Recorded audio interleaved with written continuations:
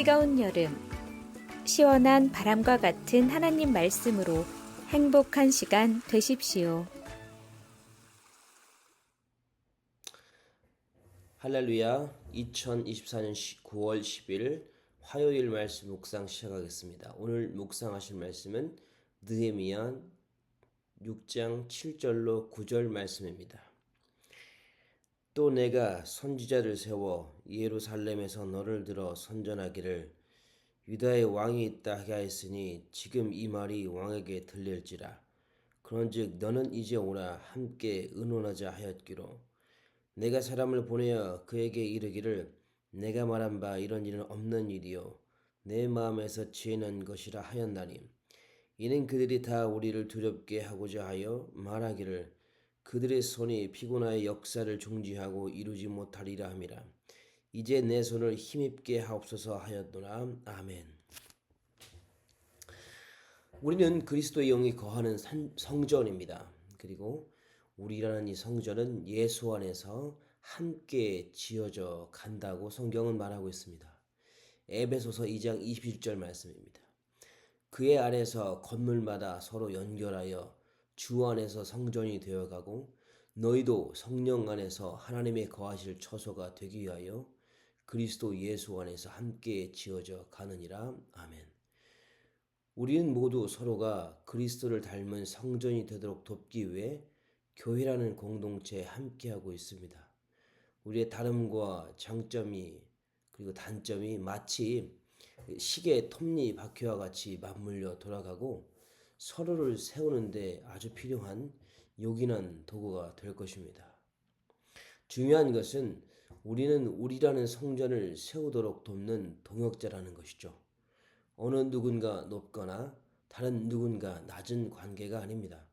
우리 모두는 예수 안에서 같은 동등된 관계 안에서 서로를 세워주고 높여줘야 할 것입니다.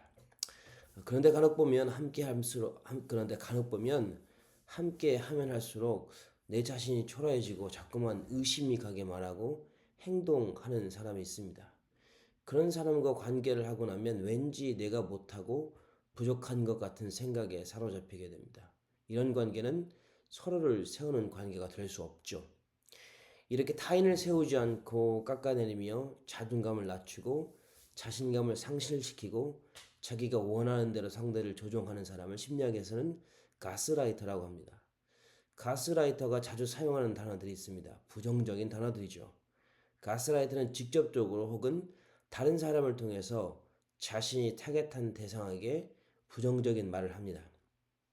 그래서 대상에 공포와 두려움이 들게 하고 판단력을 흐리게 만들죠. 그 결과 대상은 두려움에 빠져 긍정적이고 발전적인 더욱이 해야 할 일들을 못하게 만들어 버립니다. 결국 상대를 자기 마음대로 조종하게 됩니다. 오늘 본문에도 이와 같은 가스라이터들이 등장합니다. 그 사람의 이름은 산발랏, 도비야, 게셈입니다. 이 사람들은 느헤미야가 성벽을 재건하는 것을 무수히 방해했던 사람들이었습니다. 느헤미야가 성벽을 거의 재건했다는 이야기를 듣자마자 이 사람들은 느헤미야를 협박하기 시작합니다. 가스라이팅을 하는 것이죠. 먼저 사람을 보내 오노평지 한촌에서 만나자고 합니다. 2절 말씀입니다. 산발락과 게셈이 내게 사람을 보내어 이르기를 오라 우리가 오노평지 한촌에서 만나자 하니 실상은 나를 해하고자 함이었더라. 가스라이터들은 느헤미야에게 선한 의도를 가장한 살해 계획을 흘립니다. 그리고 느헤미야에게 두려움을 줍니다. 하지만 느헤미야가 산발랏 게셈 사람들의 이야기를 듣지 않죠. 그러자 이 사람들은 4번이나 같은 방식으로 느헤미야를 협박하고 괴롭히고 두려움을 심으려 했습니다. 그래야 느헤미야 마음에 두려움이 들어가 마음이 약해지고 자신들이 원하는 대로 성벽 재건에 실패하기 때문입니다. 하지만 느헤미야는 이 가스라이팅을 당하지 않죠. 그러자 이 사람들은 더 강력한 가스라이팅을 시전합니다. 6절에서 7절입니다. 그 글에 이르기를 이방 중에도 소문이 있고 가스무도 말하기를 너와 유다 사람이 모반하려 하여 성전을 건축한다 하나니 내가 그 말과 같이 왕이 되려 하노다. 또 내가 선지자를 세워 예루살렘에서 너를 들어 선전하기를 유다의 왕이 있다 하게 하였으니 지금 이 말이 왕에게 들릴지라. 그런즉 너는 이제 오라 함께 의논하자 하였기로. 느헤미야가 자신의 요청에 응하지 않자 산발렛, 게셈, 도비아는 느헤미야를 페르시아 왕에 대한 반역자로 몰아서 죽이겠다고 협박을 시작합니다.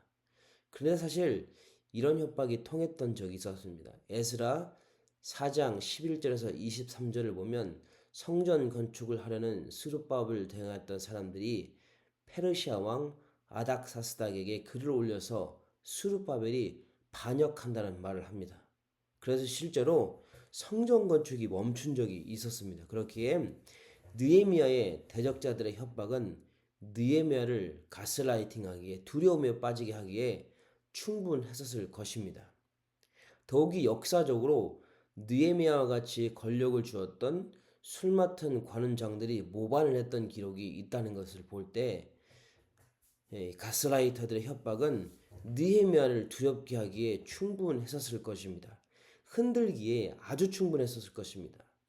결정적으로 선지자였던 스마야를 통해 느헤미야를 더욱 흔들고 두렵게 했습니다.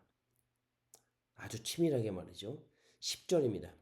이후에 무헤다벨의 손자 들라의 아들 스마야가 두문불출하기로 내가 그 집에 가니 그가 이르기를 그들이 너를 죽이러 올 터이니 우리가 하나님의 전에서 가서 외소 안에 머물고 그 문을 닫자. 저들이 반드시 밤에 와서 너를 죽이기를 하기로. 스마야는 도비야와 산발랏의 뇌물을 받고 느헤미야에게 두려움과 공포를 심으려 했습니다. 하나님의 말씀이라는 그럴싸한 말로 느헤미야가 성전에 숨어서 아무것도 못하게 하려 했습니다. 성전에 숨으면 괜찮을 테니까 성벽 제거는 미루고 일단 목숨을 살리자는 것이죠. 산발랏, 도비야, 게셈은 참 치밀하고 대담하게도 느헤미야를 죽이려 했고 그리고 두려움을 심으려 했습니다. 자신들이 원하는 대로 느헤미야를 가스라이팅해서 결국 자신들의 마음대로 하고 싶었기 때문이죠. 그 결과 하나님이 느헤미야에게 주신 사명은 성벽 재건에 실패하기 때문입니다. 하지만 느헤미야는 이렇게 악한 사람들의 강력한 위협을 보기 좋게 이겨냈습니다. 본문 6장 9절입니다. 이는 그들이 다 우리를 두렵게 하고자 하여 말하기를 그들의 손이 피곤하여 역사를 중지하고 이루지 못하리라 함이라. 이제 내 손을 힘입게 하옵소서 하였노라. 아멘. 산발랏, 도비야, 게셈의 강력한 위협에 느헤미야는 단 한 가지를 선택했습니다. 그것은 하나님입니다. 이제 내 손에 힘있게 하옵소서. 느헤미야는 가스라이터의 위협과 협박을 넘어서는 길은 하나님을 의지하는 것밖에 없다는 것을 알았습니다. 왜냐하면 하나님이 맡겨준 사명을 이루는 길은 오직 하나님의 능력을 힘입는 것 외에는 없다는 것을 느헤미야는 알고 있었기 때문에 그렇습니다. 스가랴 4장 6절 말씀입니다. 그가 내게 대답하여 이르되 여호와께서 스룹바벨에게 하신 말씀이 이러하니라. 만군의 여호와께서 말씀하시되 이는 힘으로 되지 아니하며 능력으로 되지 아니하고 오직 나의 영으로 되느니라. 아멘. 스가랴에서는 1차 포로 귀환 후 성전 건축을 미루고 있는 백성들을 책망하시고 성전 건축으로 다시 돌아오라는 하나님의 메시지를 담고 있습니다. 그리고 방금 읽었던 스가랴 4장 6절은 1차 포로 귀환 후 많은 어려움과 절망 가운데 하나님이 맡겨주신 사명을 잃어버리고 포기한 유다 백성에게 회복과 도전을 주고 있습니다. 이는 성전 건축은 힘으로 되지 아니하며 능력으로 되지 아니하고 오직 나의 영으로 되느니라.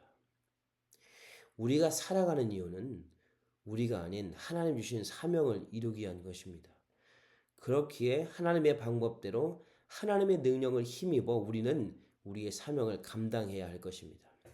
우리는 서로가 그리스도 안에서 거룩한 성전이 되도록 돕는 일을 사명으로 받았습니다. 이 사명을 이루는 것은 오직 하나님의 능력으로만 가능함을 우리는 기억해야 합니다. 우리가 두려움에 빠져 흔들리고 사명을 잃어버리는 이유는 두려움보다 초라할 만큼 약한 우리의 능력을 의지하기 때문 아니겠습니까?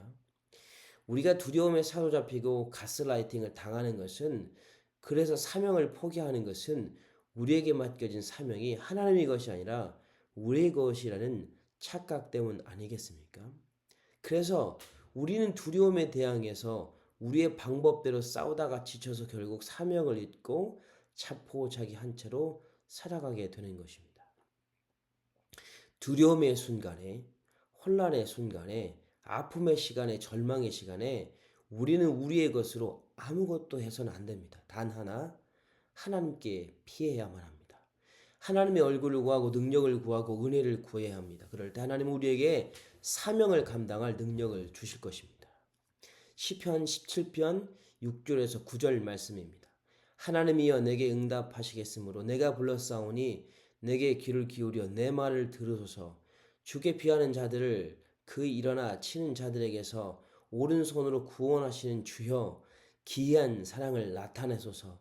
나를 눈동자같이 지키시고 주의 날개 그늘 아래 감추사 내 앞에서 나를 압제하는 악인들과 나의 목숨을 노리는 원수들에게서 벗어나게 하소서. 아멘. 오늘 하루도 사단은 광명한 천사의 모습으로 부정과 두려움을 우리 안에 심으려 할 것입니다. 그래서 우리라는 성전을 허물려고 몸부림칠 것입니다. 더욱이 서로를 주님이 기뻐하시는 성전이 되도록 돕는 이 사명을 거스르게 할 것입니다. 포기하게 만들 것입니다. 우리 모두 여호와께 피하기를 소망합니다.